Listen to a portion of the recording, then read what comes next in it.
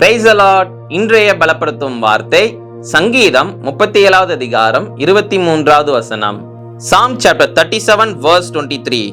நல்ல மனுஷனுடைய நடைகள் கர்த்தரால் உறுதிப்படும், அவனுடைய வழியின் மேல் அவர் பிரியமாயிருக்கிறார். The steps of a good man are ordered by the Lord and he delights in his way.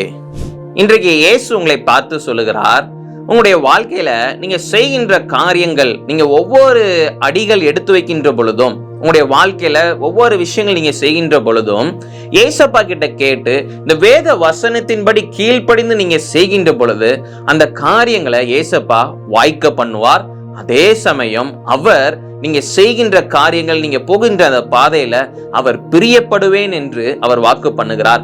அவர் பிரியப்படுகிறார். நீங்க அவருடைய வார்த்தையின்படி கேட்டு கீழ்ப்படிந்து செய்கின்ற பொழுது, கீழ்ப்படிந்து வாழ்கின்ற பொழுது, கீழ்ப்படிந்து ஊழியம் செய்கின்ற பொழுது அவர் அதுல பிரியப்படுகிறார். ஒவ்வொரு விஷயமும் ஏசப்பா கிட்ட கேட்டு கேட்டு நீங்க பண்ணுகின்ற பொழுது அவர் அதுல சந்தோஷப்படுகிறார். என் பிள்ளை, என்னுடைய மகள், என்னுடைய மகன், நான் என்ன சொன்னாலும் அதை அப்படியே செய்யறாங்க, என்கிட்ட கேட்டுதான் செய்யறாங்க அப்படின்னு சொல்லி ஏசப்பா மிகவும் பிரியப்பட்டு அவர் சந்தோஷப்பட்டு உங்களுடைய வாழ்க்கையில எல்லா காரியங்களையும் ஆசீர்வதித்து கொடுப்பார்.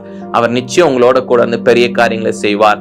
அதனால உங்களுடைய வாழ்க்கையில என்ன செஞ்சாலும் வேத வசனத்தின் மூலமாக ஆண்டவரிடத்துல கேளுங்க, ஜெபத்தின் மூலமாக ஆண்டவரிடத்துல கேளுங்க, நிச்சயம் அவர் பதில் கொடுப்பார். அவர் சொல்லி இருக்கிறபடி உங்களுடைய வாழ்க்கையில செய்யுங்க, நிச்சயம் ஆசீர்வாதங்களை பார்ப்பீங்க.